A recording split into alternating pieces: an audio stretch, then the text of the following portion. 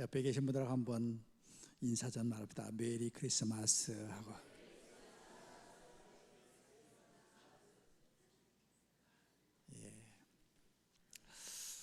오늘 본문은 예수 그리스도의 탄생을 기록한 내용이지요. 지금부터 약 2000여 년 전 우대 땅 베들레헴 밤하늘에 천군 전사가 나타나서 이야기하는 것이지요. 깜짝 놀라서 무서워서 떠는, 두려움에 떨고 있는 목자들을 향해서 무서워하지 말라고 온 백성에 미칠 큰 기쁨의 소식을 너에게 전하러 왔노라고 이야기하고 있습니다. 누가복음 2장 10절에 말하기를 온 백성에 미칠 큰 기쁨의 좋은 소식을 너에게 전한다. 기쁨의 소식, 큰 기쁨의 소식. 다시 말하면 이 천사가 무엇을 전하려고 오셨는가? 세 가지 축복에 대해서 같이 은혜의 시간을 갖고자 합니다. 첫 번째는 예수 그리스도가 이 땅에 오신 가장 큰 축복은 우리에게 구원의 길을 열어주셨다는 겁니다. 마태복음 1장 21절에서 아들을 낳으리니 이름을 예수라 하라. 이는 그가 자기 백성을 저희 죄에서 구원할 자이라고 이야기하고 있지요. 우리 조상 아담과 하와가 절대로 해서는 안 될 선을 넘었지요. 그래서 결국 에덴 동산에서 쫓겨나게 되었고, 그 후로 우리 모든 인간들은 죄악의 포로로 살아갈 수밖에 없었습니다. 죄로 말미암아 죽음이 찾아오게 되었고, 그리고 죽음 후에는 심판이 기다리고 있었습니다. 사람이 정말로 견디기 힘들면 나 죽어버릴 거야 하지만은 죽을 수도 없는, 끝내고 싶어도 끝낼 수 없는 곳이 있지요.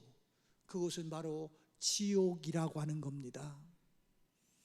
세상에서는 정말로 내가 견딜 수 없고 너무너무 힘들면 결과는 나중에 뭐 하더라도 끝낼 수 있는 길이 있잖아요. 그래서 우리나라 불명예가 세계 자살률 메달감 아닙니까? 그런데 이 죽고 싶어도 죽을 수 없는 지옥이 있다고 하는 사실입니다. 로마서 3장 23절에서 모든 사람이 죄를 범하였기 때문에 하나님의 영광에 이르지 못한다고 이야기하고 있지 않습니까? 이러한 인간을 구원하기 위해서 하나님께서 독생자 예수 그리스도를 보내주셨습니다. 그 예수 그리스도께서 우리의 모든 죄를 갈보리 십자가에 달려서 죽으심으로 말미암아 모든 죄값을 대신 갚아 주셨지요. 가끔 대통령 특사가 있지 않습니까? 법원에서 당신은 사형 그러면 죽을 수밖에 없잖아요. 그래서 이름만 부르면은 나 사형틀로 가는 거 아니야? 그저 덜컥덜컥 가슴이 내려앉는 그 사형수에게도 헌법에서 권한을 준 대통령 사면을 해주면은 사형수가 무기수도 될 수 있고, 무기수가 몇 년 동안만 살면 될 수도 있고, 심지어는 사형수가 바로 자유의 몸이 될 수 있기도 하는 거 우리 잘 알고 있지 않습니까? 한 나라의 대통령도 사형당할 사형수를 살릴 수 있는 길이 있듯이 온 우주의, 온 창조의 주인이신 하나님은 누구를 통해서 그 길을 열어주셨느냐 하면 예수 그리스도를 이 땅에 보내주심으로 말미암아 우리에게 구원의 길, 축복의 길을 주신 것이지요. 요한복음 3장 17절에서 이렇게 말합니다. 하나님의 아들을 세상에 보내신 것은 세상을 심판하려 하심이 아니요 저로 말미암아 구원을 받게 하려 하심이라. 예수 그리스도를 이 땅에 보내주신 것은 우리의 잘못을, 채찍을 가지고 무언가 심판하기 위해서 오신 것이 아니라 우리에게 축복을 주시기 위해서, 어떤 축복이요? 영원한 하늘나라의 주인으로 살아갈 수 있는 길을 열어주시기 위해서 아기 예수가 이 땅에 오신 것입니다. 참으로 예수님은 이 세상을 구원하기 위해서 오셨습니다. 그 좁은 의미로 보면 우리 죽음 후에 저 영원한 세상을 이야기하고 있지만 성경은 이렇게 좁은 의미로만 해석되어 있지는 않습니다. 질병 가운데서 어쩔 수 없이 질병과 함께 살아가야 할 인생이 예수를 만남으로 말미암아 나음을 받고 네가 구원받았다고 하는 예수님의 그 말씀을 우리는 신약에서 수없이 볼 수 있습니다. 사탄의 세력 속에서 완전히 사탄의 노예로 살던 그 인생이 예수님을 만남을 통해서 사탄으로부터 해방되는 구원의 역사도 있었습니다.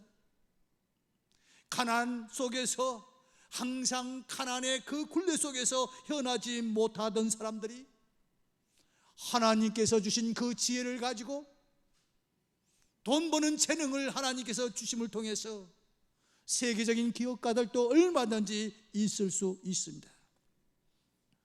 그래서 종교개혁자 마틴 루터는 이렇게 말합니다. 그리스도 없이는 아무도 하나님을 알지 못하고 용서와 은총을 받지 못하며 아버지께 오지도 못한다고. 죄를 지은 인간들은 하나님 앞에 갈 수도 없고 하나님의 뜻을 발견할 수도 없지만은 예수를 통해서 구원의 길, 축복의 길을 열어주시기 위해서 하나님은 예수 그리스도를 이 땅에 보내주신 첫 번째 축복의 길이었습니다. 두 번째 축복은 임마누엘 축복입니다. 마태복음 1장 23절에 보면 보라 처녀가 잉태하여 아들을 낳을 것이요 그 이름은 임마누엘이라 하리라 하셨으니 이를 번역한 즉 하나님이 우리와 함께 계시다 함이라. 이사야 선지자는 이렇게 말합니다. 보라 처녀가 잉태하여 아들을 낳을 것이요 그 이름을 임마누엘이라 하리라. 마태복음 28장 20절에서도 예수께서 제자들에게 세상 끝날까지 너희와 항상 함께 있으리라. 임마누엘은 무엇입니까? 하나님이 함께 하시기 위해서 예수 그리스도가 이 땅에 오셨다는 겁니다. 하나님이 함께 하시면 우리 모두가 다 축복의 주인공이 될 수 있습니다. 왜냐하면 창세기 48장 21절에 보면 갈 길을 알지 못할 때 하나님께서 길을 인도해 주시니까 그의 길이 평탄해질 수 있었고, 민수기 14장 9절에서 보면 공포와 두려움 속에서 살 수밖에 없을 때 주님이 찾아오심을 통하여서 두려움과 공포를 물리칠 수가 있었고, 신명기 2장 7절에 보면 그 만족스러운 삶을 살게도 하셨다고. 더 나아가서 열왕기하 18장 7절에 보면 형통하게 하는 축복을 주신다는 겁니다. 우리 주님이 왜 이 땅에 오셔서 우리와 함께하는 축복을 주시느냐 하면은 함께 할 때 모든 문제가 다 해결되는 놀라운 역사가 있을 줄로 믿습니다. 작은 꼬맹이 하나가 엄마 품에 있으면 그 아이는 경제 때문에 걱정할 것도 없습니다. 먹거리 때문에 걱정할 것도 없습니다. 입을 것 때문에 걱정할 것도 없습니다. 엄마가 아빠가 다 알아서 해주는 거 아닙니까? 예수가 함께하면 모든 일이 선하게 되고 아무 염려도 없이 살아갈 수 있는 축복이 이루어지는 것이죠. 옛날에 어느 나라에 아주 사냥을 좋아하는 왕자가 있었답니다. 이 왕자가 이 표정만 바라보고 사냥을 하려고 가다가 그만 낭떠러지에 떨어지고 말았어요. 그래서 죽음의 위기에 있을 때 우연히 그 모습을 사냥꾼이 보고 자기 집으로 데리고 와서 정성을 다해서 치료해 주었더니 그분이 왕자인 거예요. 그래서 왕자님을 왕궁으로 모셔다 드렸더니 그 임금님이 내 아들을 살려준 고마운 분인데, 고마운 사람인데 내가 너에게 무엇을 해주기를 원하느냐고, 내 소원이 무엇이냐고 물었답니다. 그럴 때 왕이요, 저는 제가 할 일 당연히 했는데 무슨 소원이 있겠습니까? 그러나 소원을 한 가지 말하라고 한다면은 왕께서 하룻밤만 제 집에 묵으시면은 초라하고 보잘것없지만은 왕께 정성을 다해서 제가 할 수 있는 최대한 그 식사를 한번 제공하면서 왕을 섬길 수 있는 기회를 달라고, 그리고 할 수만 있다면 그 아드님이 그 떨어진 그곳을 한번 보실 수 있도록 제가 안내하고 싶다고. 그러자 그거 못 해주겠느냐고, 내가 가보겠노라고, 내가 너와 함께 너희 집에서 하룻밤 지내고 오겠노라고. 그 이야기가 떨어지자마자 이제 대신들이 움직이기 시작합니다. 제가 중고등학교 다닐 때에 그런 일이 실질적으로 있었어요.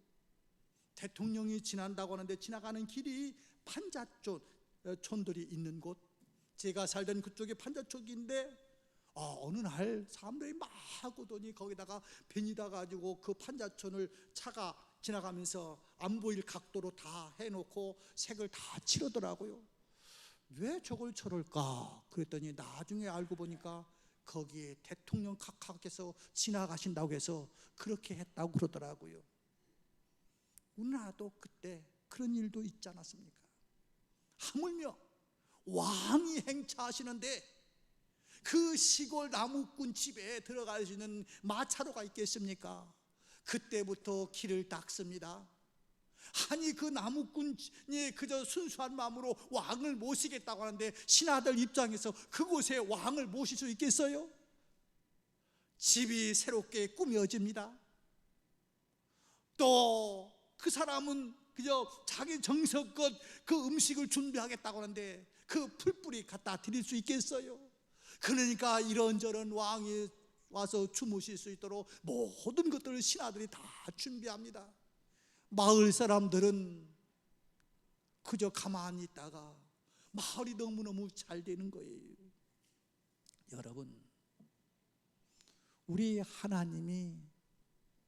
하나님과 함께 하시면은 오늘 복을 주시겠다는 겁니다.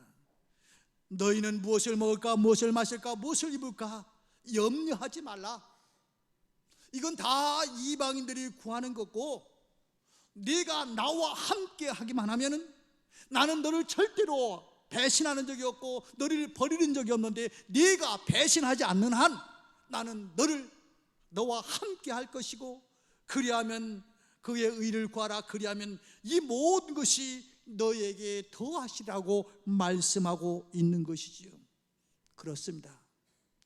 예수 그리스도가 이 땅에 오신 이유는 우리가 하나님의 말씀에 순종만 하면, 하나님의 뜻대로 살기만 하면, 우리가 하나님을 배신하지 않고 하나님과 동행만 한다고 한다면 하나님은 우리의 삶을 풍족하게 넘치도록 채워주시겠다고 하는 임마누엘 축복이 예수 그리스도가 이 땅에 오심을 통해서 우리가 누릴 수 있는 축복의 길입니다. 마지막으로는 부요케 하는 축복입니다. 고린도후서 8장 9절에 보면 우리 주 예수 그리스도의 은혜를 너희가 알거니와 부요하신 자로서 너희를 위하여 가난하게 되심은 그의 가난함을 인하여 너희로 부유하게 하려 하심이라. 너희로 부유하도록 하기 위해서 예수님께서 이 땅에 오셨는데, 그 가난한 모습으로 오신 예수님, 그 가난을 뛰어넘어서 부유케 하기 위해서 예수 그리스도가 이 땅에 오셨다는 겁니다. 육신의 부모도 자기 자녀가 잘 되기를 원하고 또 그렇게 되도록 교육을 시키고 후원하는 거 아닙니까? 하물며 하나님 아버지께서 우리에게 풍족하게 넉넉하게 만들어 주시지 않겠습니까? 시편 112편 1절에서부터 3절 이렇게 말합니다. 할렐루야, 여호와를 경외하며 그 계명을 크게 즐거워하는 자는 복이 있도다. 그 후손이 땅에서 강성하며, 그 후손이 땅에서 강성해질 것이고 정직자의 후대가 복이 있으리로다. 부요와 재물이 그 집에 있을 거라고. 하나님과 함께하는 사람, 부요와 재물이 그 집에 있을 거라고 이야기합니다. 넉넉함이 있을 거라는 겁니다. 그런데 한번 봅시다. 요새 세상 돌아가는 이야기들 속에서 이런 이야기들을 많이 합니다. 유산을 미리 자녀에게 절대로 주어서는 안 된다고. 여러분들, 지금 내 자녀가 20대든지 30대 되시는 부모님들, 내 모든 재산을 자식에게 이양할 의향 있으십니까? 90%, 거의 99%는 안 된다는 거예요. 절대로 주어서는 안 된다는 거예요. 거기에 동의하십니까? 자식들은 아니죠. 빨리 유산 남기고 돌아가시라고 그러죠. 왜 그렇습니까? 부모가 자식에게 잘해주고 싶은 마음 없는 부모는 아무도 없지요. 오늘 또 이렇게 2부 예배 끝나고 났는데 어떤 집사님, 우리 안수 집사님이 좋은 외투를 입고 계시더라고요. 그래서 이거 그냥 짐작으로 자녀가 사주셨지요? 그랬더니 딸이 사주셨지요? 그랬더니 아니라고, 아들이 사줬다고 그러더라고요.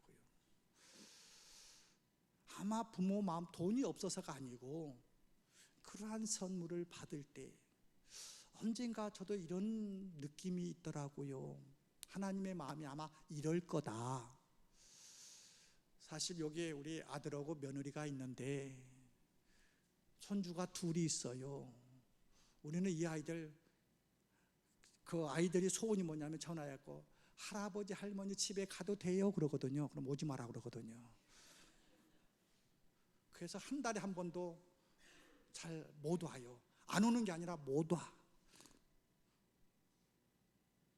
그런데 왜 그러냐면 아시면, 올 때는 너무너무 예쁘고 또 그냥 있을 때는 보고 싶어서 제가 그냥 차이기도 하지만은 그 동영상 제가 먼저 전화하면은 뜩 끊었고 잠자고 있어요. 그러면 이제 차이는 거지.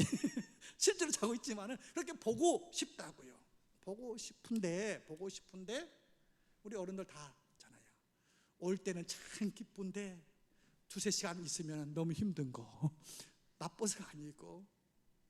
그러니까 참 키워주는 거, 아이들 안 낳겠다고 하는데 두 아이나 낳아가지고 키워주는 거 너무너무 감사하잖아요. 그래서 어느 날 식사를 한번 하자고 그래갖고 이제 모처럼 같이 6명이 식사를 하러 갔어요. 우리 부부, 또 아들 부부, 또 손주들 둘, 6명이 갔는데 누가 불렀어요? 제가 불렀어요.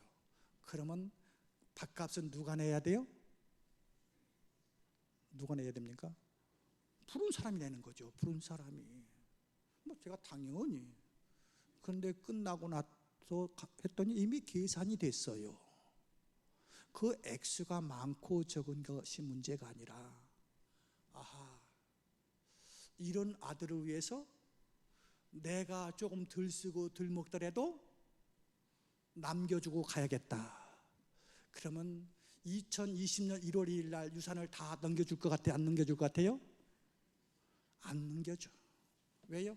배신 때릴 것 같거든. 왜냐하면 주변 사람들 배신 때린 사람이 한두 사람이 아니거든. 아닙니까? 그래서 심지어는 나는 안 물려준다. 다 쓰고 간다. 다 쓰고 간다. 아니면 기부하고 가겠다. 그 부모가 나빠서 그럴까요? 아니에요. 있는 동안 너무 배신 많이 당했어. 배신 당했어. 그래서 생존을 위해서는, 부모가 많이 있어도 생존을 위해서는 도와주지만은 그 이상은 도와주고 싶은 마음이 없는 거예요. 성경은 이렇게 말합니다. 여러분들이 어떻게 이야기하던 성경은, 내가 부유한 삶을 살려고 한다면은 내 것을 인정하라고. 아이한테 유산을 넘겨줬더니 내 것을 인정하면서 아버님 덕분에, 어머님 덕분에 제가 이렇게 잘 살고 있습니다. 아버님 필요한 게 뭡니까? 어머님 필요한 게 뭡니까? 마치 나무꾼의 심정을 가지고 어머니, 아버지를 잘 돌본다면 판단력이 60대만 넘어가면 점점 둔해지는데 왜 유산을 쥐고 있을 것 같아요? 넘겨주지요.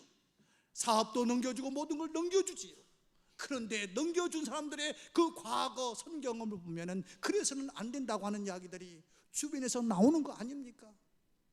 하나님의 마음도 그렇습니다. 우리 한두 사람은 저렇게 힘들고 어려워도 하나님을 섬기지 않느냐 하는 샘플로 보여주기 위해서 그런 사람도 있지만은, 우리 주님은 이 땅에 오신 것이 가난한 사람으로 말미암아 부욕해 하도록 하나님께서 우리를 보내주셨고 예수님을 보내주신 거예요.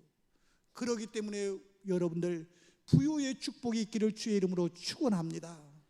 그 예수께서 오신 축복의 그 길을 걸으시기를 주의 이름으로 축원합니다.